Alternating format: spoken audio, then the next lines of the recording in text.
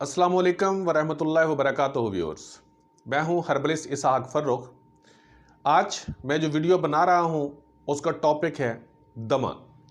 दमा के लिए बहुत से चैनल्स पर भी वीडियोस बनाई हैं, बताया भी है सब कुछ, लेकिन इसके बावजूद भी बहुत सारी कॉल्स आती हैं और लोग बहुत ज़्यादा परेशान होते हैं।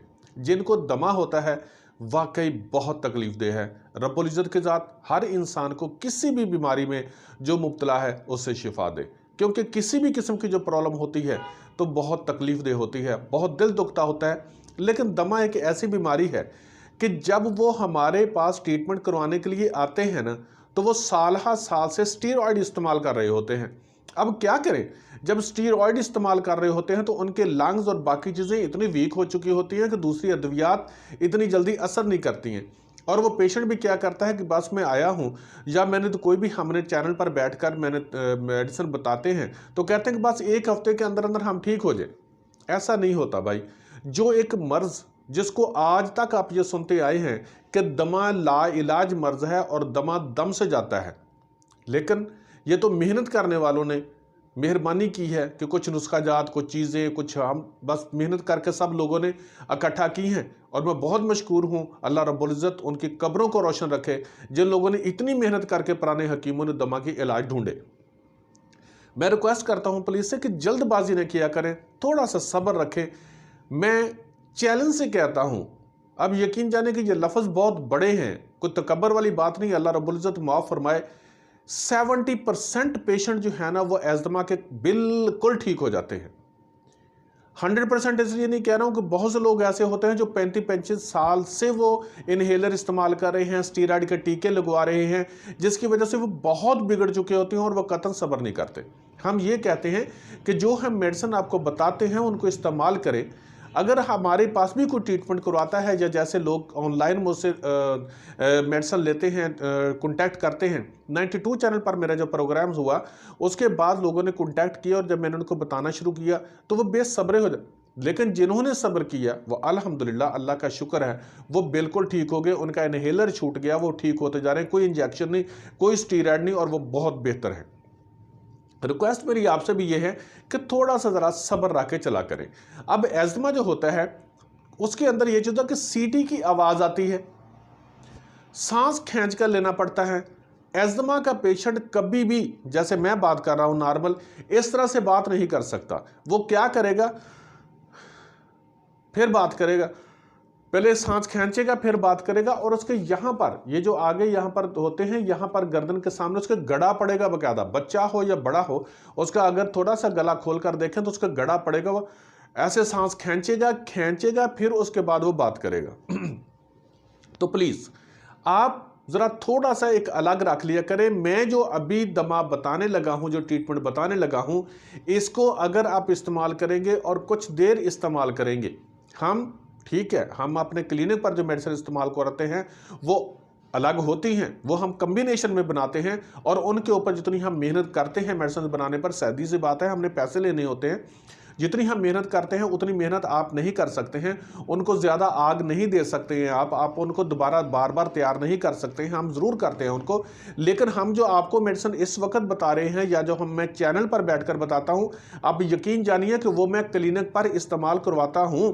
जिनसे हमने कम पैसे लेने होते हैं उनको हम वो इस्तेमाल करवा के उनको ज़्यादा अरसा तक इस्तेमाल होती है तो वो ठीक होते हैं, मरीज़ वो भी ठीक होते हैं और उनकी भी जान छूट जाती है दमा से। लेकिन ये नहीं होता कि हम जो मैं यूट्यूब पर बता रहा हूँ या मैं चैनल पर बैठकर जो मैं बताता हूँ वो मेडिसिन ऐसे ही होती हैं। प्लीज़ ऐसा कुछ नहीं है। मैंने बहुत मरतबा वाज़ेह किया है कि मेरी कोई भी फार्मूलेशन यूं ही नहीं होती। मैं कभी भी नंबरिंग और पॉइंट स्कोरिंग के लिए नहीं बनाता, बल्कि ये होती है कि अगर आप ये जो मैंने मेरे फार्मूला लिखा हुआ है ये भी मैं अपने क्लिनिक पर इस्तेमाल करवाता हूँ। हम इसमें एक चीज़ इस्तेमाल करवाते हैं, राख मदार, यानी अक का जो पौधा है उसकी हम राख इस्तेमाल मैंने इसमें लिखा हुआ है। लेकिन हम अब उसकी राख इस्तेमाल नहीं करते। जो मैं क्लिनिक पर मेडिसिन देता हूँ ना उस पर हम राख इस्तेमाल नहीं करते, हम उसमें नमक मदार इस्तेमाल करते हैं। अब आप आग का पौधा जलाकर उसका नमक नहीं निकाल सकते, हम उसका निकालते हैं। हमने मेहनत करनी है ज़्यादा, क्योंकि मेरे लड़के काम करते हैं, हम मेहनत करके उससे क्या करते हैं, पैसे ज़्यादा लेने होते हैं, लेते हैं, ठीक है ना। लेकिन मरीज को जब शिफा आती है तो उसको पैसे भी दुखते नहीं है। लेकिन मैं अगर आपको ये बताऊं कि आप इस चीज़ का नमक निकाल लें, इसका निकाल दें, हम नहीं निकाल सकते, ठीक है। मैं उसकी राख ही डाल रहा हूं। अब मैं चलता हूं फार्मूले की तरफ। तो प्लीज़ इसको कुछ देर अगर इस्तेमाल करेंगे तो इंशाअल्लाह ताला अज़ीज़ आपको इसका फ़ायदा खुद ही नज़र आ जाएगा। ये उस दमा के लिए है जो सीटियाँ आती हैं, ठीक है। हम अक्सर कह देते हैं जी किस दमे के लिए है, बलगमी दमे के लिए, सीटियों वाले दमे के लिए। तो मैं इसलिए यहां पर वर्डिंग इस्तेमाल कर रहा हूं कि सीटी वाले दमे के लिए है, ठीक है। इसको इस्तेमाल करेंगे आप।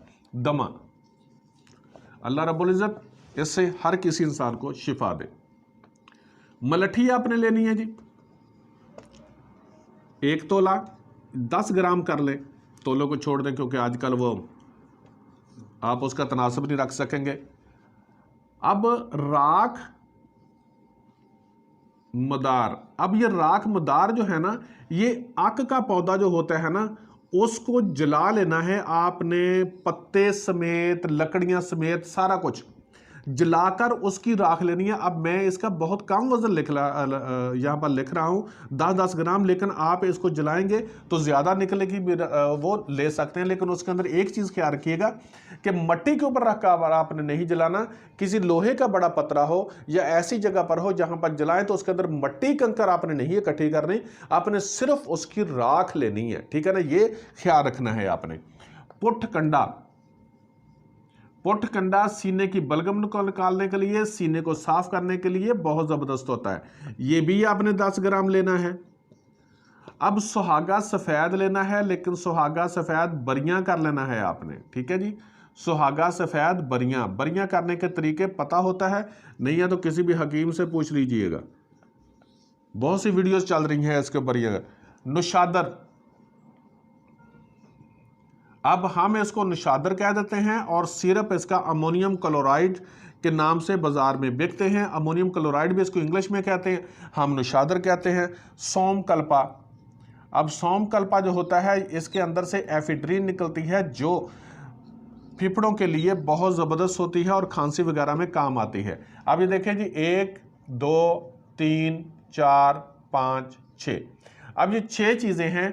इन सब चीज़ों को आपने बारीक पीस लेना है। बारीक पीस कर आपने इकट्ठा करके राख भी, जो राख कह लें यार, या सीधा सीधा पंजाबी का लफ्ज़ है स्वा, ठीक है ना, तो वो आप इसके अंदर डाल दें। हंसना है तो अब क्या करें ना, समझाना पड़ता पागल। तो ये सारी चीज़ें जो होती हैं ना, इनको आपने मिक्स कर लेना है। मिक्स करने के बाद आपने पहले जो स्टार्ट करना है वो 500 mg का कैप्सूल जो है ना, वो सुबह दोपहर शाम खाना है। जब आपके 15 दिन गुजर जाएं, 15 दिन के बाद जब आपके जिस्म के अंदर कुछ ये जज़ब होने लग जाए तो आपने 1000 mg कर देना है। 1000 mg सुबह दोपहर शाम आपने इस्तेमाल करना है। जब आप इसको इस्तेमाल करेंगे तो आहिस्ता आहिस्ता आपके लंग्स जो हैं उनकी कैफियत बेहतर होती जाएगी।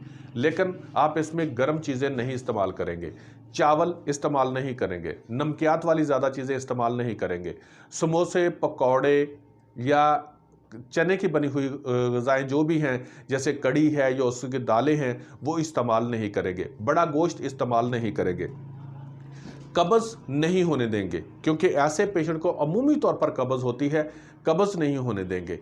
इसको लगातार इस्तेमाल करेंगे, आहिस्ता आहिस्ता आपको खांसी होगी लेकिन उसके साथ बलगम उखड़नी शुरू हो जाएगी। जब बलगम उखड़नी शुरू हो जाए तो परेशान नहीं होना। पहले आपको बलगम और कलर की निकलेगी, सब्ज़ कलर की निकलेगी, फिर पीले कलर की हो जाएगी, फिर वाइट कलर की हो जाएगी। हम इसको कम्बिनेशन में मेडिसिन देते हैं, लेकिन अल्लाह रब्बुल इज़्ज़त रहमत फरमाएगा इंशाअल्लाह ताला अज़ीज़, इस मेडिसिन के साथ, फार्मूलेशन के साथ भी आपको बहुत फ़ायदा होगा। अगर लगातार कुछ देर इस्तेमाल करेंगे तो इंशाअल्लाह आपको शिफा होगी। अल्लाह रब्बुल इज़्ज़त हम सब का हामी नासर हो और हम सब को अपने हिफ्ज़-ओ-मान में रखे। अल्लाह हाफ़िज़।